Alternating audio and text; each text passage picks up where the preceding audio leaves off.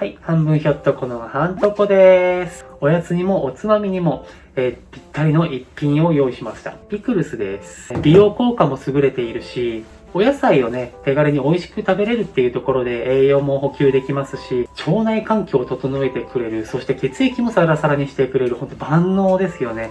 そしていろいろな野菜使えるので、お好みの野菜でね、やってみていただければなと思いますね。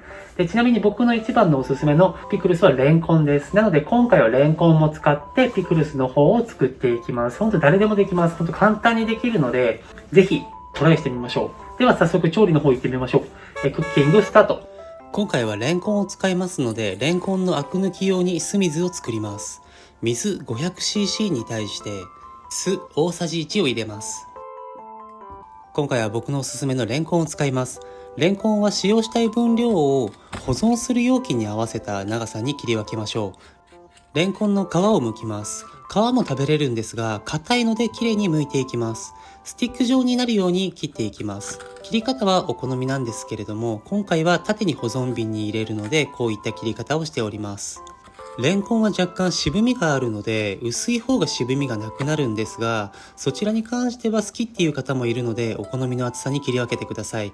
15分から20分程度酢水につけてアク抜きをします。次はピクルス液を作ります。酢 140cc、蜂蜜梅酢を 60cc、白ワイン 50cc、塩小さじ1/2、粒胡椒を小さじ1/2、ローレルを 1,2 枚。辛いのが苦手な方は入れなくてもいいんですが、さや唐辛子を 1,2 本入れます。ラップをせずに 500W で5分レンジで加熱します。取り出したら熱を冷ましておきましょう。大根の皮を剥き縦に切っていきます。1センチ角になるようにしてスティック状に切っていきます。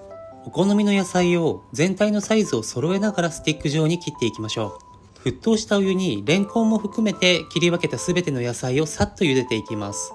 だいたい20秒程度茹でます。お湯を切った野菜を縦に並べていきましょう。この動画で使用している保存瓶は 500cc のタイプの保存瓶を使ってます。ダイソーで買ってきました。野菜を温めた理由は味の染み込みが良くなるからですね。少し隙間が空くようにして縦に並べていきます。お好きな野菜を使ってください。ごぼうやパプリカも美味しいですよね。野菜を詰め終わったらそこにピクルス液を入れましょう。野菜が浸るくらいになみなみに注いでください。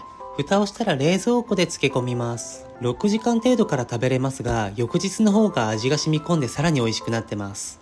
保存瓶を使用しなくてもジップロックやタッパーなどを使って大量に作ることもできます。でも1週間を目安に食べきれる量で作ってくださいね。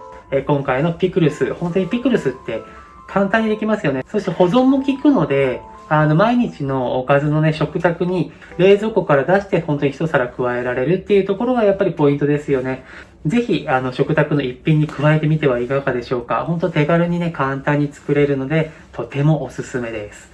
では、ここまでご視聴いただきありがとうございました。よろしければチャンネル登録、いいねボタン、ぜひよろしくお願いします。それではまた次回のレシピでお会いしましょう。